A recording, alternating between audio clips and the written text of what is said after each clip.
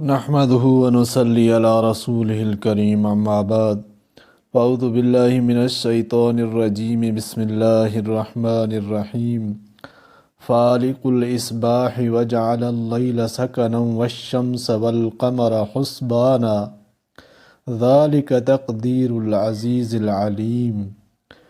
پھوڑ نکالنے والا صبح کی روشنی کا، اور اس نے رات بنائی آرام کو، اور سورج اور چاند حساب کے لیے۔ یہ اندازہ رکھا ہوا ہے زور آور خبردار کا، یہ اندازہ رکھا ہوا ہے زور آور خبردار کا۔ دوسری آیت میں ارشاد ہے فالق الاصباح۔ فالق کے معنی پھاڑنے والا، اور اصباح کے معنی یہاں وقت صبح کے ہیں۔ فالق الاصباح کے معنی ہے پھاڑنے والا صبح کا، یعنی گہری اندھیری کی چادر کو پھاڑ کر صبح کا نکالنے والا۔ یہ بھی ان افعال و اعمال میں سے ہے جس میں جن و بشر اور ساری کائنات کی قوتیں ہیچ ہیں، اور ہر آنکھوں والا دیکھ کر یہ سمجھنے پر مجبور ہے کہ رات کے اندھیرے کے بعد صبح کا اجالا پیدا کرنے والا نہ کوئی انسان ہو سکتا ہے، نہ فرشتہ، نہ کوئی دوسری مخلوق، بلکہ یہ صرف اس ما فوق الادراک ہستی کا کام ہے جو سارے جہان کی پیدا کرنے والی ہے۔ مخلوقات کے آرام کے لیے رات کی قدرتی اور جبری تعین ایک عظیم نعمت ہے۔ اس کے بعد ارشاد فرمایا وَجَعَلَ اللَّيْلَ سَكَنًا۔ لفظ سکن سکون سے مشتق ہے، اور ہر ایسی چیز کو سکن کہا جاتا ہے جس پر پہنچ کر انسان کو سکون و اطمینان اور راحت حاصل ہو۔ اسی لیے انسان کے رہنے کے گھر کو قرآن میں سکنن فرمایا ہے، جیسا کہ آیت میں ہے جعل لکم من بیوتکم سکنا، کیونکہ انسان کا گھر خواہ ایک جھونپڑی ہی ہو، وہاں پہنچ کر انسان کو عادتاً سکون و راحت حاصل ہوتی ہے۔ اس لیے معنی اس جملے کے یہ ہو گئے کہ اللہ تعالیٰ نے رات کو ہر جاندار کے لیے سکون و راحت کی چیز بنائی ہے۔ فالق الاصباح میں ان نعمتوں کا ذکر تھا جو انسان دن کے اجالے سے حاصل کرتا ہے، رات کی تاریکی میں نہیں ہو سکتی۔ اس کے بعد جعل اللیل سکنا فرما کر اس طرف اشارہ فرما دیا کہ جس طرح دن کا اجالا ایک عظیم نعمت ہے کہ اس کے ذریعے انسان اپنے سب کاروبار کرتا ہے، اسی طرح رات کی تاریکی کو بھی برا نہ جانو، وہ بھی ایک بڑی نعمت ہے کہ اس میں دن بھر کا تھکا ماندہ انسان آرام کر کے اس قابل ہو جاتا ہے کہ آئندہ کل میں پھر نشاط اور چستی کے ساتھ کام کر سکے، ورنہ انسانی فطرت مسلسل محنت کو برداشت نہیں کر سکتی۔ رات کی تاریکی کو راحت کے لیے متعین کر دینا ایک مستقل نعمت اور اللہ تعالیٰ کی قدرت قاہرہ کا ایک خاص مظہر ہے، مگر یہ نعمت روزانہ بے مانگے مل جاتی ہے، اس لیے انسان کا دھیان بھی کبھی نہیں جاتا کہ یہ کتنا بڑا احسان و انعام ہے۔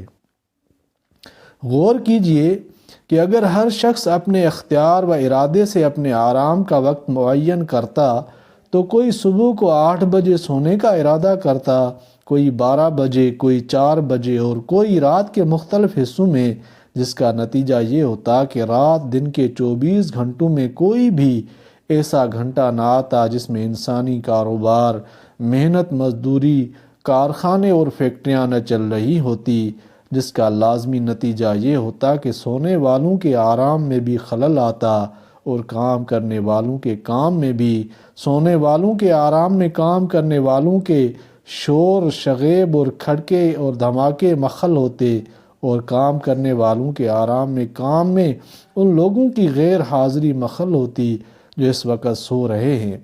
اس کے علاوہ سونے والوں کے بہت سے وہ کام رہ جاتے جو ان کے سونے کے وقت میں ہی ہو سکتے ہیں۔ اللہ جل شانہ کی قدرت قاہرہ نے نہ صرف انسان پر بلکہ ہر جاندار پر رات کے وقت نیند کا غلبہ ایسا مسلط کر دیا کہ وہ کام چھوڑ کر سو جانے کے لیے مجبور ہوا ہے۔ شام ہوتے ہی ہر پرندہ درندہ اور چوپائے اپنے اپنے مستقر اور گھر کا رخ کرتے ہیں۔ ہر انسان جبری طور پر کام چھوڑ کر آرام کرنے کی فکر میں لگتا ہے۔ پوری دنیا میں ایک سناٹا چھا جاتا ہے۔ رات کی تاریکی نیند اور آرام میں معین و مددگار ثابت ہوتی ہے، کیونکہ عادتاً زیادہ روشنی میں نیند نہیں آتی۔ غور کیجئے کہ اگر ساری دنیا کی حکومتیں اور عوام مل کر بین الاقوامی معاہدوں کے ذریعے سونے کا کوئی ایک وقت مقرر کرنا چاہتے تو اولاً اس میں دشواریاں کتنی ہوتی، ثانیاً اگر سارے انسان کسی معاہدے کے پابند ہو کر ایک معین وقت سویا کرتے تو جانوروں کو اس معاہدے کا پابند کون بناتا، اور وہ کھلے پھرتے تو سونے والے انسانوں اور ان کے سامانوں کا کیا حشر ہوتا۔ یہ اللہ جل شانہ کی قدرت قاہرہ ہے، جس نے جبری طور پر انسان اور ہر جاندار پر ایک معین وقت میں نیند مسلط کر کے ان بین الاقوامی معاہدوں کی ضرورت سے بے نیاز کر دیا۔ فتبارک اللہ احسن الخالقین۔ شمسی اور قمری حساب۔ ارشاد فرمایا والشمس والقمر حسبان۔ حسبان بضم مصدر ہے، حساب کرنے اور شمار کرنے کے معنی میں آتا ہے۔ معنی یہ ہے کہ اللہ تعالیٰ نے آفتاب و ماہتاب کے طلوع و غروب اور ان کی رفتار کو ایک خاص حساب سے رکھا ہے، جس کے ذریعے انسان سالوں، مہینوں، دنوں اور گھنٹوں کا بلکہ منٹوں اور سیکنڈوں کا حساب بآسانی لگا سکتا ہے۔ یہ اللہ جل شانہ کی قدرت قاہرہ کا عمل ہے کہ ان عظیم الشان نورانی کروں اور ان کی حرکات کا ایسے مستحکم اور مضبوط انداز سے رکھا ہے کہ ہزاروں سال گزر جانے پر بھی ان میں کبھی ایک منٹ یا ایک سیکنڈ کا فرق نہیں آتا۔ ان کی مشینری کو نہ کسی ورکشاپ کی ضرورت پڑتی ہے، نہ پرزے گھسنے اور بدلنے سے کوئی سابقہ پڑتا ہے۔ یہ دونوں نور کے کرے اپنے اپنے دائرے میں ایک معین رفتار کے ساتھ چل رہے ہیں، جیسا کہ آیت میں ہے لَلشَّمْسَ يَنبَغِي لَهَا۔ ہزاروں سال میں بھی ان کی رفتار میں ایک سیکنڈ کا فرق نہیں آتا۔ افسوس کہ قدرت کے اس مستحکم اور غیر متبدل نظام ہی سے انسان دھوکہ کھا گیا کہ انہی چیزوں کو مستقل بالذات بلکہ معبود و مقصود بنا بیٹھا۔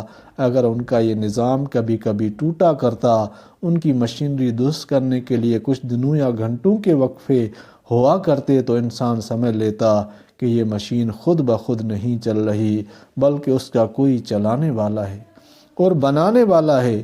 مگر اے روشنی طبع تو برمن بلا شدی، ان کروں کے غیر متبدل اور مستحکم نظام نے انسان کی نظروں کو خیرہ کر دیا اور اپنی طرف لگا لیا، یہاں تک کہ وہ اس کو بھول بیٹھا کہ کوئی محبوب ہے۔ اس پردہ زنگاری میں آسمانی کتابیں اور انبیاء و رسول اس کو اسی حقیقت سے آگاہ کرنے ہی کے لیے نازل ہوئے۔ قرآن کریم کے اس ارشاد نے اس طرف بھی اشارہ کر دیا کہ سالوں اور مہینوں کا حساب شمسی بھی ہو سکتا ہے اور قمری بھی، دونوں ہی اللہ جل شانہ کے انعامات ہیں۔ یہ دوسری بات ہے کہ عام ان پڑھ دنیا کی سہولت اور ان کو حساب کتاب کی الجھن سے بچانے کے لیے اسلامی احکام میں قمری سن و سال استعمال کیے گئے، اور چونکہ اسلامی تاریخ اور اسلامی احکام سب کا مدار قمری حساب پر ہے، اس لیے امت پر فرض ہے کہ وہ اس حساب کو قائم اور باقی رکھے۔ دوسرے حسابات شمسی وغیرہ اگر کسی ضرورت سے اختیار کیے جائیں تو کوئی گناہ نہیں، لیکن قمری حساب کو بالکل نظر انداز اور محو کر دینا گناہ عظیم ہے، جس سے انسان کو یہ بھی خبر نہ رہے کہ رمضان کب آئے گا اور ذی الحجہ اور محرم کب۔ آخر آیت میں فرمایا ذالک تقدیر العزیز العلیم، یعنی یہ حیرت انگیز مستحکم نظام حرکات جس میں کبھی ایک منٹ اور سیکنڈ کا فرق نہ آئے، یہ اسی ذات پاک کی قدرت کا کرشمہ ہو سکتا ہے جو عزیز یعنی ہر چیز پر غالب اور قوی بھی ہے، اور علیم یعنی ہر چیز اور ہر کام کے جاننے والے بھی۔ اللہ تعالیٰ نے یہاں پر سورج اور چاند کی پیدائش اور صبح کا نکلنا،